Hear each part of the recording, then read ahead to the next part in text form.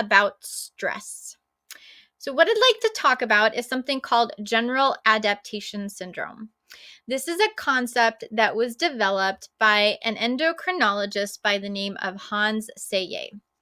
And when Selye developed this concept, he was studying organisms in their environment and their ability to be able to adapt or adjust to various aspects in their environment.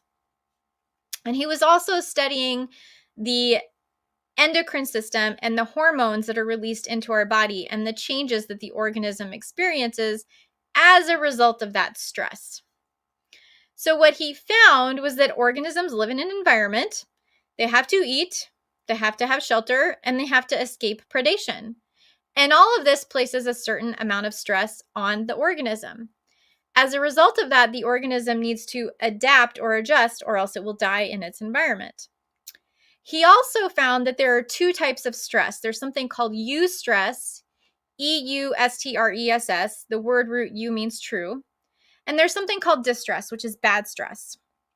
And this eustress is good for so long, and then we kind of tip to the distress side. And when we tip to the distress side, this can also lead to exhaustion and fatigue. Now, I want to take this concept and I want to apply it to our lives today.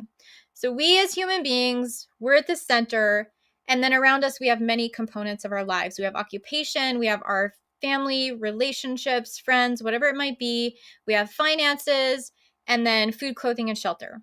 So we're in the center of all of this, and we will experience stress. And as a result of that stress, we have to be able to adapt and change in order to survive, just like an organism would. So a few things happen when we start to experience stress.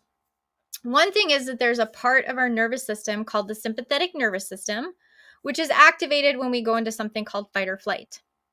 And the sympathetic nervous system stimulates two little glands that sit on top of the kidneys called the adrenal glands to release cortisol, epinephrine, and norepinephrine. Epinephrine is also known as adrenaline, and norepinephrine is known as noradrenaline. Now, normally our cortisol levels are naturally high in the morning and they taper off during the day. But if someone is stressed out all of this time, this can keep their cortisol levels elevated. And elevated cortisol levels are bad for the body because one thing that does it inhibits the production of a type of white blood cell called a lymphocyte. And if our lymphocytes aren't around, then they can't help us fight infections. So it's important to make sure that you are keeping your cortisol levels low by keeping your stress levels low. Now, how do we do this? We have to adapt or adjust. One thing that I want you to do is look at the various aspects of your life that are causing you stress. Identify what your triggers are, and then make a list of ways that you can problem solve in all of those areas to help reduce your stress levels. And then think of other things that you can do to support your own personal care that will also help you to manage your stress levels better.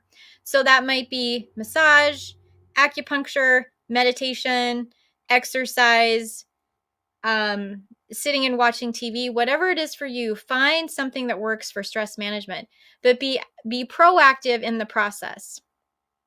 Because again, after all, the overall goal is making sure that you're healthy, both mentally and physically. All right, well, I hope that you enjoyed this video today, and please join me again for another tea time.